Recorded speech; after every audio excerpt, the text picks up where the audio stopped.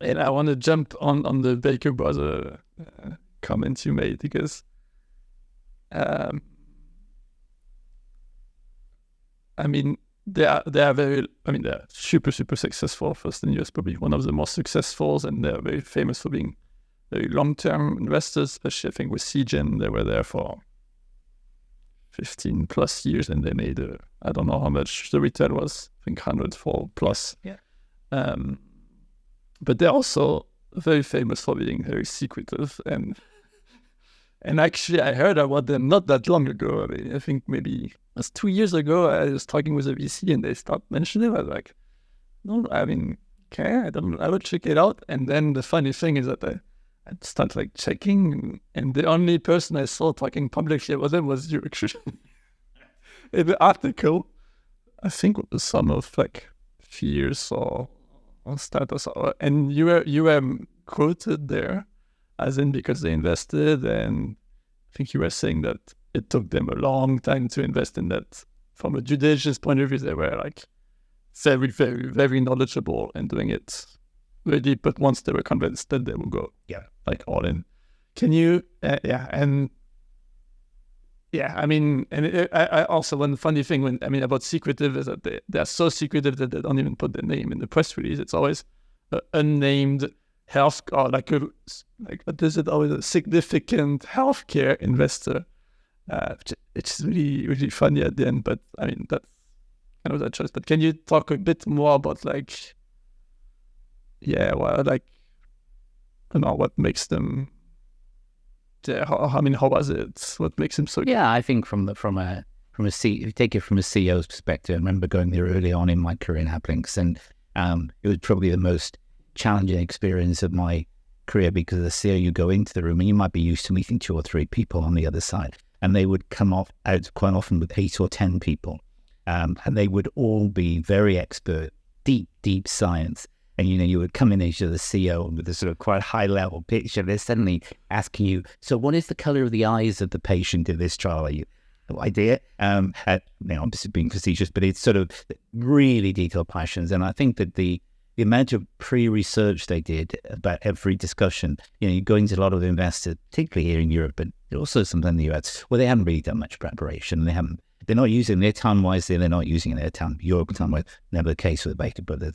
They've gone through it, and then they called KOLs in the area. So they've already talked to key opinion leaders to ask them, well, this drug, they claim it's going to do this. Do you think it really will? Yeah, and so they'll actually say, well, I talked to a hematologist consultant yesterday, and you go, oh dear. And so but what it does is it makes you raise your game. As a CEO, you suddenly realize, no, I need to be better than this. It's what I'm going to do. You also realize you need to take more of your colleagues with you, because you can't do all that on your own. You really can't manage it. But it's fantastic, but also challenging your story. And they've invested in other companies I've been involved in, and they're very loyal. They take a considerable amount of time. You're right, they have a view on confidentiality regarding investment. Okay, I'm cool with that. But the quality of the interaction with the company is very high class. They are very loyal to the company and to the CEO once they buy into you. And I think this is worth probably saying at the NASDAQ flotation that we did, and that was when they became a very important investor in the company. One of the things that was going on, as you can imagine, is you have a pricing discussion as you're trying to set the price for the flotation. And the banks involved said to me, oh, well, there's a lot of pressure from all the investors to lower the price. And then I said, I was grumbling to myself. And so I thought, well, I'll pick up the phone to Baker Brothers, who I know are one of the biggest tickets in here. And I said, you're really putting a lot of pressure on the price. No. You fix the price of whatever you think's right, Edwin, because we're back there. So again, all about long term. It's not naivety. It's all about not trying to screw the company or the existing investors for the short term. But how do you build the company properly and building trust? And that's what they're so successful, because they have a long term view of those things. So I was able to go to the bank and say, well, biggest investor coming in is very happy with the price. And we stayed at the price. So I think all the type of people they employ, top class, and very, very good too. It sounds like this really long-term view on the public market is not that common, and I would see it. I mean, at least from my view and from my experience with investors, I would see that kind of behavior much more like really high-level VCs or angels who really bet on building trust, super transparent. And actually, I mean, from my little experience with investors at Biotech, which was what I liked a lot, with some of our investors, we were super open, transparent. Even the valuation, we never really like negotiated super hard. It was like, okay, what's the fair price, and then working with them for long term. And even when we sold the company, it was quite, I mean, relatively, obviously, I guess for you, I mean, the same when you've pile of money on the table is always makes the dynamics a bit different, but still, it sounds very like very good, but I guess it takes longer to show that it works from an investment strategy as well. I guess now with the CGen stuff, now they're looked up and it's proven to work, but it took them quite some years as well. But yeah. I think they've had a lot of big successes, and they've proven the business model, and that I think you're right. It's got to be a long-term view. What I like about them, which is it's more prevalent in the US than it's in Europe, is they don't need anybody else to tell them whether this is a good idea or not. So actually, when you walk into them and talk, I've just got a big collaboration with Merck or with Pfizer, and they really love our technology, they sort of, it's a long blink. They're not really interested because from their point of view, they will evaluate whether the technology is good or not, and they're going to make the call. And that's refreshing, actually. People who need other people to validate the idea, that's not such a strong endorsement of what you do. So you know that if they've gone through your story and your equity story and what you promised, and they like it, it's a good story. And they really will shake it and make you think. And are you still working with them on certain... one of the companies I'm involved in, yes, they invest. And it makes me think, talking about also investor, makes me think about the Strongman brothers in Germany, which are, I mean,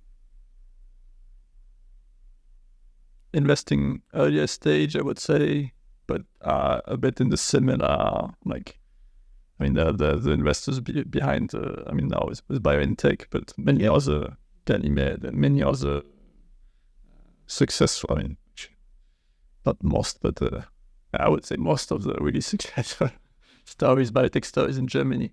And it's also amazing where, like, to just come in and invest. And Biotech is crazy how much they invested in. I think they still hold like 40% of, or something like, of the company. And we're talking about 20-30 billion company, which is crazy. But that's, I mean, I think it's also very, I mean, you say refreshing, but I think it's just very valuable for the whole ecosystem. And we need investors like this. I think you need, I mean, you've got people who more go with fashion. So, today everything is obesity, so they're all piling into obesity, and then something else, ADC people, the people who follow, and then the people who stay longer with the story. And then they from a company point of view, what's good is they don't flip in and flip out all the time. You get a bad result, that doesn't mean that they think your technology is wrong. They can see through that. Okay, that didn't work, but okay, the other things will work. And you need people like that who've got that, who are going to be with you for the long.